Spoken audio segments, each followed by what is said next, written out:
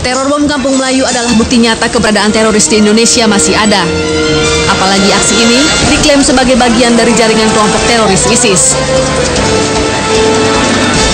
Ini menjadi ancaman nyata bagi stabilitas bangsa dan negara, sekaligus membuka mata banyak pihak, termasuk pemerintah, untuk meningkatkan kewaspadaan dan merapatkan barisan pertahanan dan keamanan negara.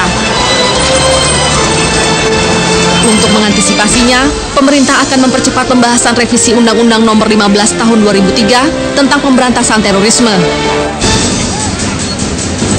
Presiden Joko Widodo langsung memerintahkan Menko Polhukam untuk mempercepat pembahasan revisi Undang-Undang Terorisme. Selain itu, Presiden juga memerintahkan Badan Nasional Penanggulangan Terorisme (BNPT) untuk membuat program pencegahan penyebaran paham terorisme di seluruh pelosok tanah air.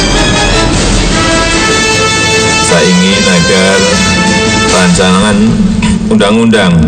rancangan undang-undang anti terorisme ini segera dikejar ke DPR, ini Pak Menko Polhukam, agar bisa segera diselesaikan secepat-cepatnya, karena ini sangat kita perlukan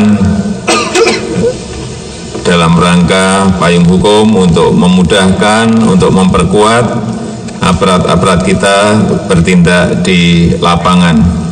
Yang kedua juga berikan kewenangan TNI untuk masuk di dalam rancangan undang-undang ini. Sebelumnya, pembahasan revisi Undang-Undang Terorisme terkesan maju mundur dan lambat.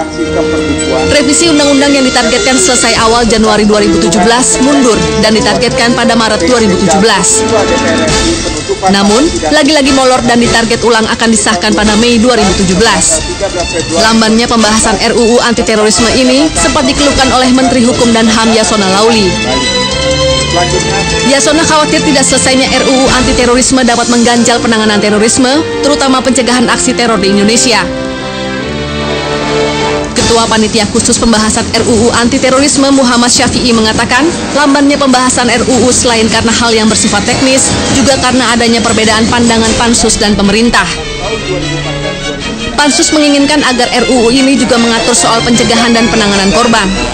Saat ini, pemerintah dan Pansus sudah sepakat untuk melengkapinya. Hal senada diungkapkan anggota Panja RUU Anti-Terorisme Arsul Sani yang menilai sudah tidak ada alasan keterlambatan penyusunan RUU Anti-Terorisme. Karena baik DPR dan pemerintah telah mencapai kata sepakat, termasuk mengenai usulan keterlibatan TNI dalam penanganan terorisme. Soal peran TNI, peran serta TNI dalam pemberantasan terorisme, saya kira itu akan kita rumuskan dengan baik, tapi tidak ada satupun yang menegasikan atau menolak di DPR ini tentang peran serta TNI, karena ini terorisme ini memang satu kejahatan yang harus kita tangani secara bersama-sama, ya, apalagi kalau kejahatan itu sudah mengancam kedaulatan atau pertahanan negara. Sementara anggota Komisi 3 Nasir Jamil mengatakan peran serta TNI dan BIN sangat dibutuhkan dalam memberantas terorisme. Namun tetap harus dibuat rumusan mengenai peran serta TNI dan BIN sehingga dalam pelaksanaannya tidak terjadi benturan. Apakah kemudian dimunculkan di dalam undang-undang atau seperti apa, ini yang belum selesai. Sebab kalau dimunculkan dalam undang-undang itu ada konsekuensinya, konsekuensi anggaran dan konsekuensi lainnya, ya. Nah, itu yang sedang dipikirkan oleh pemerintah, bagaimana kalau misalnya sinergisitas ini dieksplisitkan dalam satu undang-undang, karena memang ada rumusannya dalam revisi tersebut, sehingga kemudian nanti tidak ada benturan, Rencana melibatkan TNI dalam penanganan terorisme dalam rancangan RUU anti-terorisme yang diusulkan pemerintah masih menjadi polemik karena mendapatkan penolakan dari kalangan masyarakat, di antaranya LSM Koalisi Masyarakat Sipil. Koalisi yang terdiri dari Imparsial, ICW, ELSA, Kontras, LBH Pers, YLBHI, Setara Institut, dan Lingkar Madani tidak setuju apabila RUU yang dibahas mengatur keterlibatan TNI secara aktif. Alasannya, keterlibatan TNI dalam pemberantasan terorisme seharusnya diatur dalam undang-undang lain atau undang-undang perbantuan. Ketua Setara Institut Hendardi mengatakan, usulan melibatkan TNI dalam penanganan terorisme dapat berpotensi menggeser dari pendekatan hukum menjadi pendekatan militer.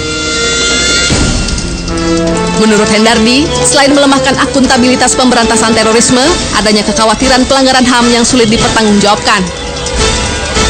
Terorisme dapat tumbuh subur jika negara gagal memberikan jaminan keamanan bagi masyarakat, apalagi jika masyarakat tidak peduli dengan lingkungannya. Selain payung hukum yang tegas mengenai penanganan dan pencegahan terorisme, pemerintah tidak boleh lupa bahwa masyarakat adalah garda terdepan dalam mengantisipasi terjadinya aksi terorisme. Halo pemirsa, selamat malam. Presiden memerintahkan untuk percepatan revisi Undang-Undang Tindak Pidana Terorisme. Bagaimana kerja Pansus sejauh ini? Mengapa begitu bisa dikatakan agak lama begitu pembahasan revisi Undang-Undang Tindak Pidana Terorisme ini?